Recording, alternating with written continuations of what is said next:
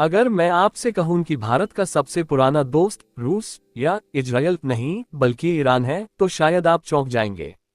आज ईरान और भारत दो अलग देश हैं, अलग धर्म हैं, अलग भाषाएं हैं।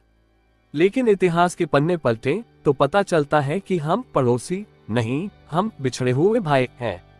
इतना गहरा रिश्ता कि हमारी भाषा भी एक थी। संस्कृत में हम जिसे सोम कहते हैं, प्राचीन फारसी में वो हुमा है। संस्कृत का सप्ताह वहाँ हफ्ता है। और सबसे बड़ी बात, ऋग्वेद में जिसे सप्त सिंधु कहा गया, प्राचीन ईरानी ग्रंथ अवेस्ता में उसे हप्त हिंदू कहा है।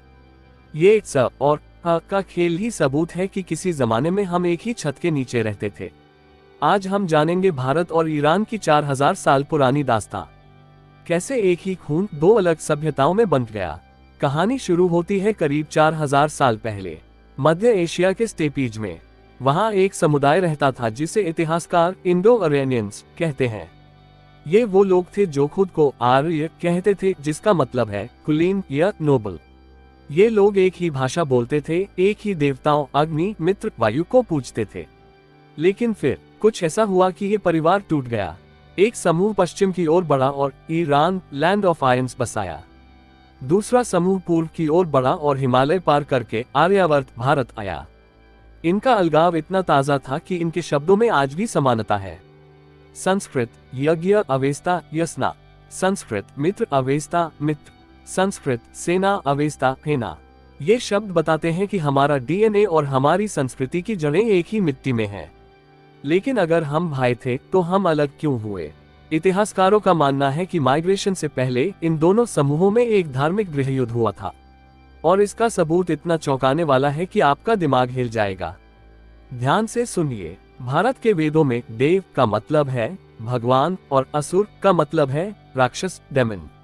लेकिन ईरान के ग्रंथ वेद अवेस्ता में ये ठीक उल्टा है। वहाँ अहुर अहुरा असुर का मतलब है सर्वोच्च ईश्वर, जैसे अहुरा माजदा। और वहाँ देवा दीवा देवा का मतलब है शैतान या राक्षस। सोचिए, हमारे देवता उनके राक्षस बन गए और हमारे राक्षस उनके देवता। ऋग्वेद में इंद्र देवताओं के राजा हैं, लेकिन प्राचीन फारसी ग्रंथों में इंद्र को एक शैतान माना गया है। वहीं वेदों में वरुण देवता को कभी कभी असुर शक्तिशाली कहा गया, जो ईरान में जाकर मुख्य भगवान बन गए। ये देव असुर संग्राम शायद कोई माइथोलॉजी नहीं, बल्कि इतिहास की वो लड़ाई थी जिसने भारत और ईरान को हमेशा के लिए अलग कर दिया। लड़ाई के बाद भी सदियों तक दोनों देशों में आना जाना लगा रहा। जब ईरान में हखामनी साम्राज्य अचेमेनिड एम्पायर बना, तो उनके राजा डारियस द ग्रेट ने भारत के गांधार क्षेत्र पर कब्जा किया था। इतिहासकार मानते हैं कि सम्राट अशोक के जो स्तंभ हम देखते हैं और जिस तरह से उन पर शेर बने हैं, उस पर कहीं न कहीं ईरानी कला का प्रभाव था। और सिर्फ पत्थर नहीं, हमने कहानियां भी साझा की। भारत का प्रसिद्ध खेल चतुरंग ईरान गया और वहां शतरंज बन गया। भारत की कहानियों की किताब पंचतंत्र का अनुवाद फारस में हुआ, जिसे वहां कलीला व दिमना कहा गया। सोचिए, हम अलग होकर भी एक दूसरे की संस्कृति से सीखते रहे। फिर समय का पहिया घूमा। 7वीं सदी में जब अरबों ने पर्शिया ईरान पर हमला किया और इस्लाम का आगमन हुआ, तो ईरान का प्राचीन धर्म ज़ोरोएस्ट्रियनिज्म खतरे में आ गया। तब उन लोगों ने कहां शरण ली? वो वापस अपने उसी बिछड़े हुए भाई के पास आए, भारत। इतिहास मशहूर है, जब पारसी लोग गुजरात के तट पर उतरे तो राजा ने दूध का कटोरा भेजा कि यहाँ जगह नहीं है।